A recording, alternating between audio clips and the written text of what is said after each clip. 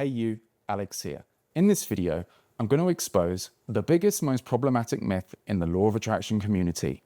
We all know that apparently you need to be in a high vibration and constantly feel as if the desire is done and feel great all the time to manifest. But this is simply the biggest load of BS out there. And I know from personal experience.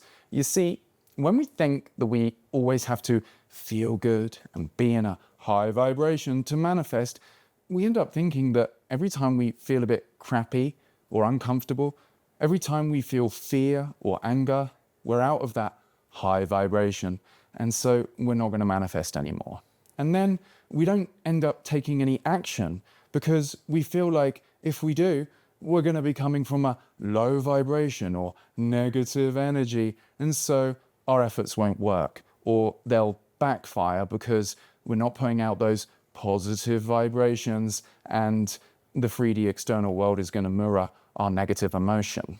But this is a huge problem because we end up beating ourselves up for feeling out of alignment, suppressing our feelings under a fake guise of trying to be all positive, and we lay in our bed in a rut, waiting to feel better before we take any action and create anything.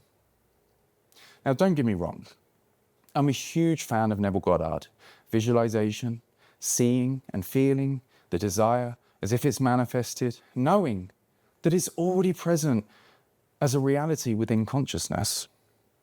If you're in a constant state of depression, apathy, paralyzing fear, or anger where you destroy everything, it's obviously going to be harder to create things.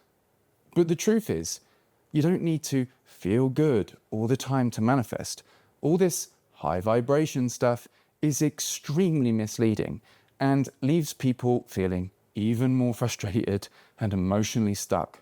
Perhaps high vibration could be translated as high energy. Yes, creation and manifestation requires some degree of energy, so allowing your energy to raise and be channeled into empowered action is crucial.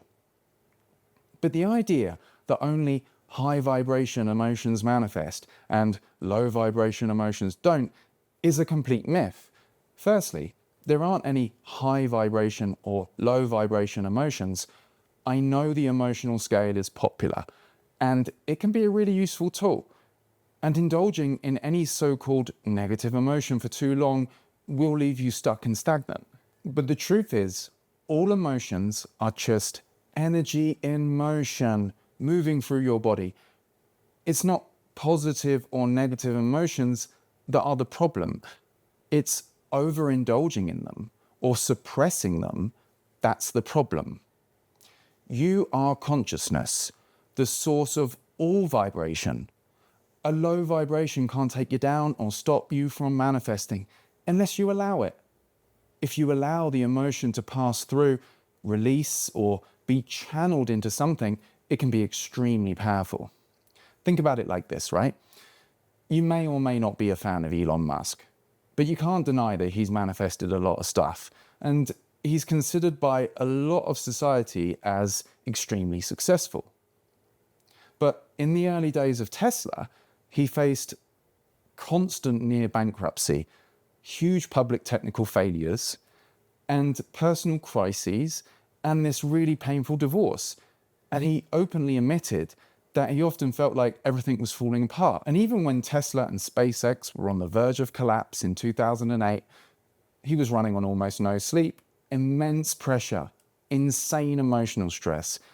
He still took massive action that ultimately turned both companies into massive successes. So this proves you don't need to be in a constant high vibration.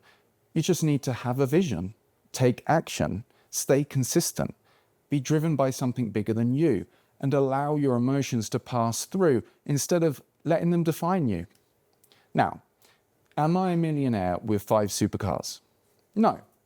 I live quite a humble existence, actually, and I've had my own challenges manifesting my vision sometimes. So maybe you're going to be like, this guy isn't a millionaire with a huge house, so why should I listen to him?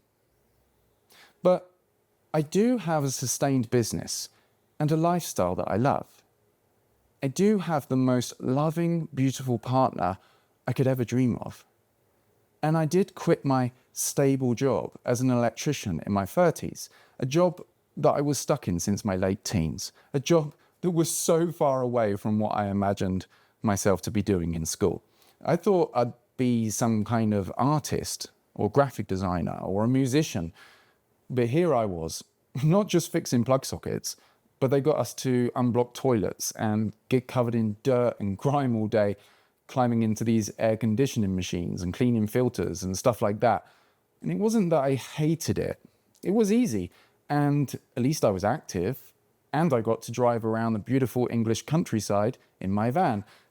And I'm a silly, jokey person, so I made fun of it with everyone whilst I could, but I wasn't where I wanted to be, by far. So after a bad breakup and a deep awakening, I wanted to change and do my passions and be of service to the world in a way greater than helping the supermarket fridges stay on. The truth is, when I went to quit and go full-time on my business, I was absolutely bricking it. I was riddled from head to toe with the most intense fear and anxiety. I wasn't in a high vibration at all. For about 2 weeks, I literally had zero positive thoughts about it. All that was in my head was a voice playing on repeat, saying, it's not going to work out. It's going to fail. You're going to lose all your money, all your stable security. You're going to go broke and be on the streets, and the whole thing is going to be so embarrassing. But you know what? I did it anyway. I felt the fear and did it anyway. It didn't matter if I didn't have a single positive thought. I had a vision in my heart, and I was going to take action anyway. I wasn't trying to prove to myself I can do it or muscle through. I have nothing to prove. I just wanted to help people and help myself. And so despite feeling like absolute crap all through my body and all these crazy thoughts, and despite feeling that I perhaps need to feel amazing and be in a high vibration to help people, I did it anyway. And it worked. It worked. A few clients came in and I had enough to pay my bills. And I kept going and kept going. And here I am today. I'm not famous. I don't have millions. And I still experience deep emotions and challenges in life. But I have lived many of my dreams and experienced things beyond my wildest imagination that I'm so, so grateful for. And the story isn't over yet.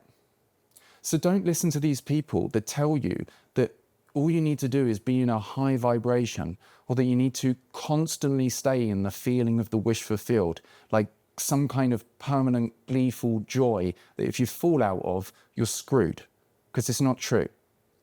Rest and process your emotions if you're called to. And when you feel the energy, create anyway. After you create something, you'll feel better anyway. You've processed an emotion. You've actually manifested something. And whether whatever you do explodes or completely flops and falls on its face, you're going to learn from that experience, and it is going to make you more skilled for next time. Think about it.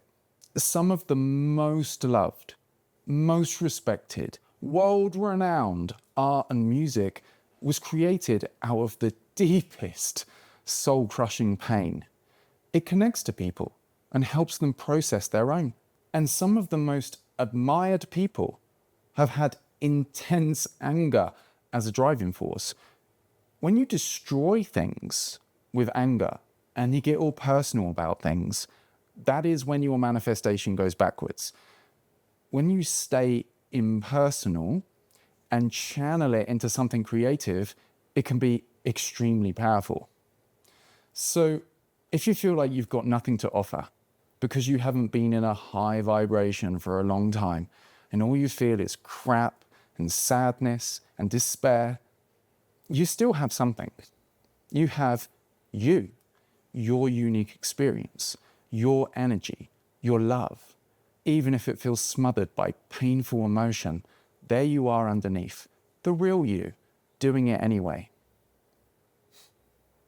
If you want to see if we'd be a good fit working together one-on-one, go to speaktoalex.com. I'll support you in making those shifts.